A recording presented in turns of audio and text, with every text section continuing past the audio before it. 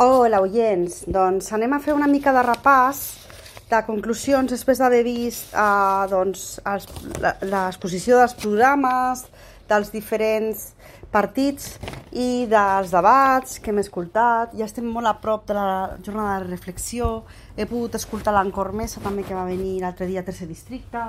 I llavors, bueno, ara faltaria fer una mica de repàs per als programes dels diferents partits, resumets, ràpids, perquè tenim com molt pocs minuts.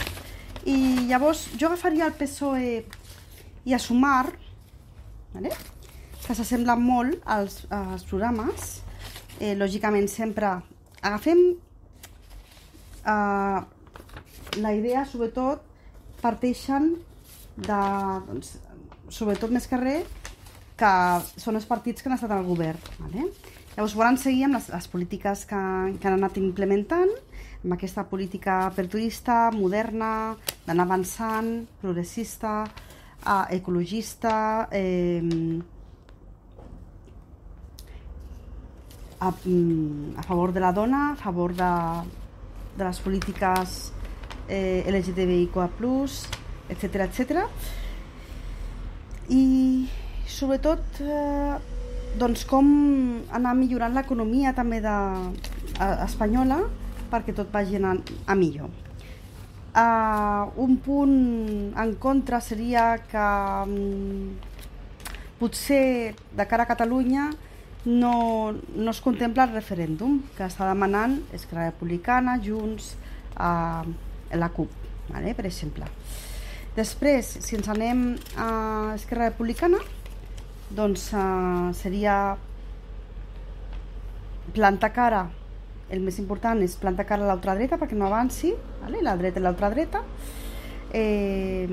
La llei d'habitatge, lògicament, que és una llei que ens ve de l'esquerra, també ens comenten, que lògicament ha sorgit d'aquest govern, i la pujada de les pensions i l'increment de salari mínim. Tot això ens recorda Esquerra Republicana, que ho ha aconseguit el govern de PSOE-Podemos amb l'acord que ha tingut amb Esquerra Republicana i Bildu. I doncs, també PNB, per exemple, també ha recolzat això al País Basc, des del País Basc a Madrid, i s'han aconseguit una cosa, que un dels èxits que ha tingut Esquerra Republicana és que s'han aconseguit els indults dels presos polítics, l'eliminació del delicte de sedició, amb acord amb la mesa, seria negociant amb, més o menys, negociant amb PSOE, i almenys els presos polítics, i sobretot en el cas d'Esquerra Republicana tenim a Oriol Junqueras, que és el president del partit, doncs està lliure. I s'ha aconseguit la llibertat dels presos i s'ha pogut seure amb l'estat espanyol per negociar sobre l'autodeterminació. Llavors volen un referèndum acordat per tornar-hi i aquesta vegada guanyar definitivament la llibertat. Després Junts diu que ja n'hi ha prou, que tot el que passa a Catalunya es decideixi des de Madrid, que n'hi ha prou d'atacar els drets i llibertats, els interessos socials, econòmics, culturals i lingüístics del nostre país. El català és un tema molt important que s'ha de preservar, que es demana a molts partits en aquestes eleccions, perquè està sent amenaçat aquest català nostre, ja estem veient a Balears i a València. I llavors també recorda Junts la gent que es queda de diputats i diputades al Congrés, que cobren 2.700 euros al mes, i doncs diuen que ja n'hi ha prou d'operacions d'estat i de persecució política, de repressió, d'amenaces de presó i d'exili. Si ens anem al PP, doncs el PP sobretot ja sabem què és el que vol, nomenar un govern més reduït que l'actual, que Espanya no necessita els 22 ministeris, cosa que no ens sembla bé perquè més que res que hi ha coses que s'han desenvolupat noves, però això és el que diu el PP. Una auditoria perquè els espanyols coneguin exactament com estan els comptes públics, cosa que no caldria perquè ja sabem, no anem a dir res més d'això.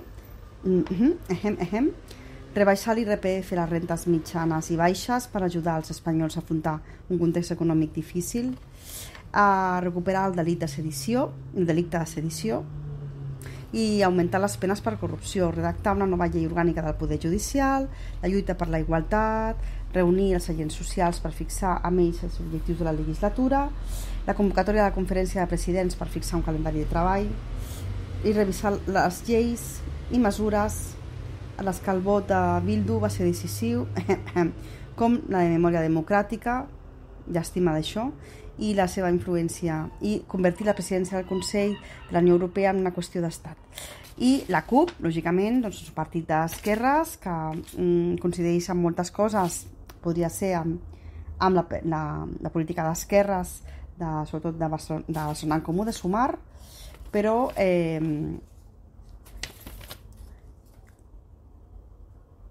en el cas de la CUP, doncs, també miren cap a Catalunya i també el referèndum, autodeterminació, és molt important, i dient el tema de la desobediència. Amb el debat d'ahir, Sumar doncs, ens ha mostrat doncs, que Yolanda Díaz ens sap parlar i molt bé, ja sabem que sap parlar, però amb el debat ho va demostrar.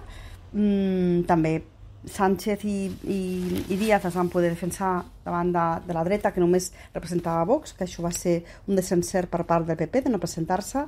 Després, amb el debat català que vam poder veure fa dimarts passat, doncs una miqueta de veus plurals, va ser com una miqueta, de vegades vale que tothom parlava alhora, però bueno, es van dir coses interessants. Míriam Noguera potser aquí va destacar força, i Rufián per mi va estar més encertat el debat català que el debat espanyol, però Rufián sempre de vegades diu veritats com temples, no? També, i que té moltes dades al seu cap i també la sap argumentar molt bé. Aina Vidal destaca molt també com a oradora, i després també la Meritxell Batet, la presidenta del Congrés, també va estar molt encertada, no? I després seguim, ja queda molt poc, ja que si no ens acomiadem, i anant a la ultradreta representada per Vox, doncs nosaltres lògicament no volem dir gaire cosa perquè no estem a favor d'un partit així. Nosaltres jo com a comunicadora no estic d'acord amb un partit que la mateixa Constitució ja al seu text no deixaria com legal, més que res perquè no es pot fer apologia del franquisme, només dic això, i llavors no puc esmentar res més. Doncs és tornar al segle XIX, és tornar a la primera meitat del segle XX. És molt fort si surt, i un programa com el meu, el nostre, no? Que fem a Ona Sans i a Ràdio Estafrancs, que fomenta la cultura, lògicament la cultura està amenaçada totalment per la censura que estan començant a implantar aquesta aliança entre PP i Vox. Nosaltres lògicament no volem que surti Vox, però què veiem amb Vox? Doncs, polítiques de control de la migració, polítiques d'oblidar la violència de gènere, no? Deixar-la apartada, després també lògicament anul·lar tots els drets LGTBIQA+,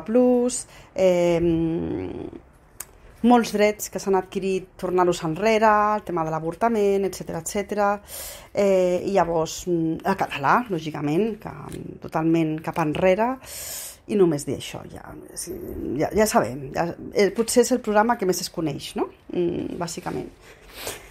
I res, doncs això, aquest és el resum prereflexió, perquè ja estem al dia 20 de juliol, ja queda molt poc, sobretot de part meva, doncs aneu a votar, que és important, molt important aquesta vegada anar a votar, i espero que si tota la gent que heu votat per correu heu votat conscientment, voteu conscientment sobretot.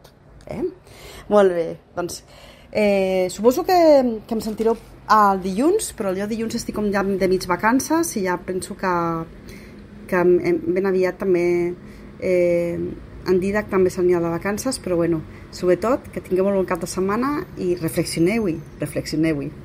Fins ben aviat. Adeu. La Clencultura. Ona cultural.